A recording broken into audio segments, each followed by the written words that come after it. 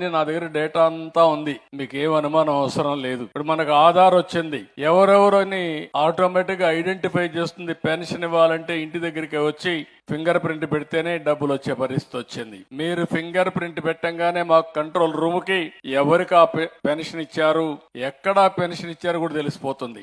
ఒకవేళ ఇంటి దగ్గర ఇవ్వకుండా ఆఫీసులో ఇస్తే అక్కడి నుంచి మళ్ళా మెమో పంపిస్తా ఇమ్మీడియట్ గా 1 నిమిషంలోనే. అలాంటి టెక్నాలజీ వచ్చేసింది.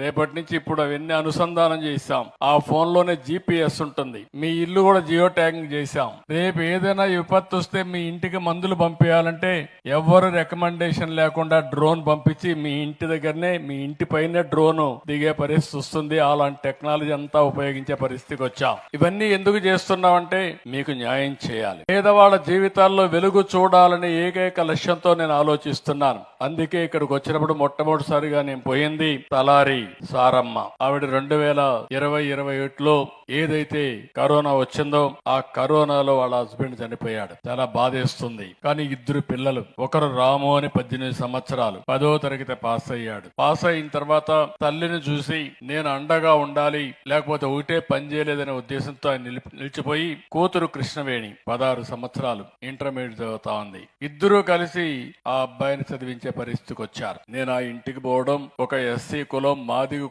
కులం వాళ్ళ ఇంటికి పోయి నేను కాసేపు స్పెండ్ చేసిన తర్వాత నాకు అవగాహన వచ్చింది. ఆ ఇంటికి డబ్బులు ఇచ్చాం, శాంక్షన్ చేశాం. అందులో కూడా బకాయిలు పెట్టారు. 5 సంవత్సరాలు వచ్చిన ప్రభుత్వం ఈ ఊర్లో కూడా దగ్గర 25 లక్షల రూపాయలు దగ్గర బిల్లు ఇవ్వకుండా బకాయిలు పెడితే ఆవిడ అప్పుల పాలైపోయి ఒక 38,000 నుంచి 40,000 రూపాయలు ఆవిడకి రావాలి. ఆ డబ్బులు కూడా ఇవ్వలేదు. ఒక పక్క ఈ ఇబ్బందులు, ఇంకో పక్క వాళ్ళ అబ్బాయి అయితే ఇప్పుడు ఒక షాప్ లోకి పోయి ఈ యొక్క సెల్ ఫోన్స్ అని రిపేర్లు చేసే పరిస్థితికి వచ్చారు. ఆ కుటుంబాన్ని చూసిన తర్వాత నాకు అనిపించింది, నేను ఈ రోజు ఎన్నో సంక్షేమ కార్యక్రమాలు చేస్తున్నాను. మీ అందరూ గుర్తుపెట్టుకోవాల్సిన అవసరం ఉంది. నేను కష్టపడేది నా కోసరం కాదు, నేను కష్టపడేది మీకోసరం, 5 కోట్ల ప్రజల కోసరం.